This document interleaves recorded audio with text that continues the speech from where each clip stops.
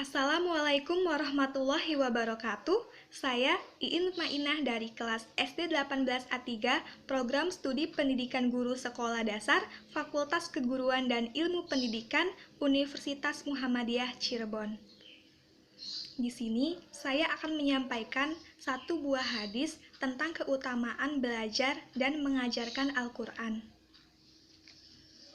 Dalam kitab Shahihnya, Imam Al-Bukhari meriwayatkan sebuah hadis dari Hajjaj bin Minhal, dari Syu'bah, dari Alqamah bin Marsad, dari Sa'ad bin Ubaidah, dari Abu Abdurrahman As-Sulami, dari Utsman bin Affan radhiyallahu anhu, bahwa Rasulullah shallallahu alaihi wasallam bersabda, "Khairukum man ta'allamal Qur'ana wa 'allamahu."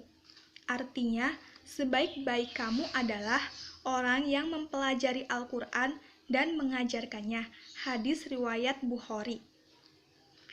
Dalam hadis di atas, terdapat dua amalan yang dapat membuat seorang muslim menjadi yang terbaik di antara saudara-saudaranya sesama muslim lainnya, yaitu belajar Al-Quran dan mengajarkan Al-Quran. Tentu, baik belajar ataupun mengajar yang dapat membuat seorang menjadi yang terbaik di sini tidak bisa lepas dari keutamaan Al-Quran itu sendiri.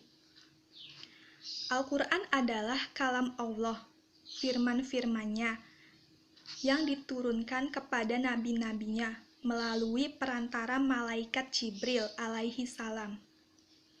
Al-Quran adalah sumber pertama dan acuan utama dalam ajaran Islam.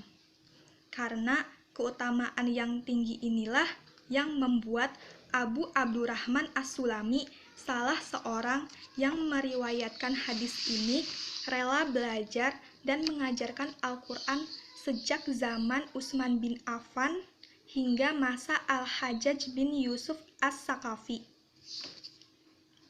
Hadis ini menunjukkan akan keutamaan membaca Al-Quran. Suatu ketika, Sufyan Tsauri ditanya, "Manakah yang engkau cintai? Orang yang berperang atau orang yang membaca Al-Quran?" Ia berkata, "Orang yang membaca Al-Quran." Karena Rasulullah Shallallahu alaihi wasallam bersabda, "Sebaik-baik kalian adalah orang yang belajar Al-Quran dan mengajarkannya kepada orang lain." Imam Abu Abdurrahman As-Sulami tetap mengajarkan Al-Quran selama 40 tahun di Masjid Agung Kufah, disebabkan karena ia telah mendengar hadis ini. Setiap kali ia meriwayatkan hadis ini, selalu berkata, "Inilah yang mendudukan aku di kursi ini." Al-Hafiz Ibnu Katsir dalam kitabnya Fadail Quran halaman 126 sampai 127 berkata, maksud dari sabda Rasulullah Shallallahu alaihi wasallam, "Sebaik-baik kalian adalah orang yang belajar Al-Quran dan mengajarkan kepada orang lain," adalah bahwa ini sifat-sifat orang-orang mukmin yang mengikuti dan meneladani para rasul. Mereka telah menyempurnakan diri sendiri dan menyempurnakan orang lain. Hal itu merupakan gabungan antara manfaat yang terbatas untuk diri mereka dan yang menular kepada orang lain. Dari Abdullah bin Mas'ud radhiyallahu anha, ia berkata, Rasulullah Shallallahu alaihi wasallam bersabda kepadaku, "Bacakan Al-Quran kepadaku." Aku bertanya, "Wahai Rasulullah, aku harus membacakan Al-Quran kepada baginda, sedangkan kepada bagindalah Al-Quran ini diturunkan." Rasulullah Shallallahu alaihi wasallam bersabda, "Sesungguhnya aku senang bisa mendengarkan dari orang selainku." aku angkat kepalaku, atau secara mendadak ada seseorang berada di sampingku, dan ketika aku angkat kepalaku, aku melihat beliau mencucurkan air mata. Sahih Muslim nomor 1332. Imam Nawawi berkata, ada beberapa hal yang dapat dipetik dari hadis ini. Di antaranya, sunat hukumnya mendengarkan bacaan Al-Quran, merenungi dan menangis ketika mendengarnya, dan sunat hukumnya seseorang meminta kepada orang lain untuk membaca Al-Quran agar dia mendengarkannya, dan cara ini lebih mantap untuk memahami dan mentadaburi Al-Quran dibandingkan dengan membacanya sendiri. Adapun maksud dari mengajarkan Al-Quran yaitu mengajari orang lain cara membaca Al-Quran yang benar berdasarkan hukum tajwid. Sekiranya mengajarkan ilmu-ilmu lain secara umum atau menyampaikan sebagian ilmu yang dimiliki kepada orang lain adalah perbuatan mulia dan mendapatkan pahala dari Allah, tentu mengajarkan Al-Quran lebih utama.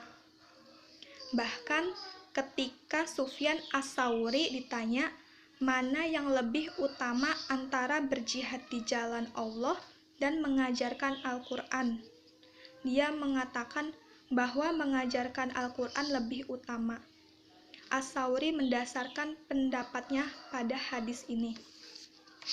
Namun demikian, meskipun orang yang belajar Al-Quran adalah sebaik-baik orang Muslim dan mengajarkan Al-Quran kepada orang lain juga sebaik-baik orang Muslim, tentu akan lebih baik dan utama lagi jika orang tersebut menggabungkan keduanya. Maksudnya, orang tersebut belajar cara membaca Al-Quran sekaligus mengajarkan kepada orang lain apa yang telah dipelajarinya. Dan dari hadis ini juga dapat dipahami bahwa orang yang mengajarkan Al-Quran harus mengalami fase belajar terlebih dahulu.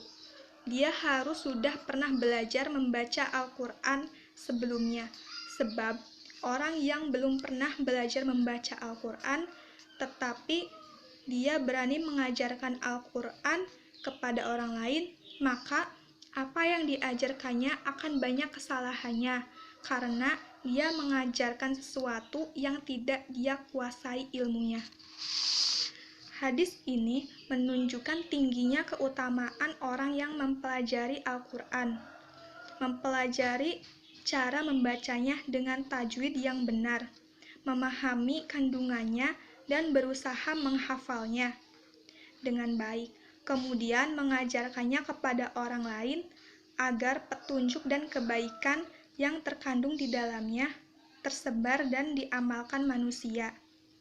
Bahkan, sebagian dari ulama mengatakan bahwa barang siapa mengikhlaskan niatnya dan selalu menyibukkan diri dengan mempelajari Al-Quran dan mengajarkannya, maka termasuk ke dalam golongan para nabi alaihissalam.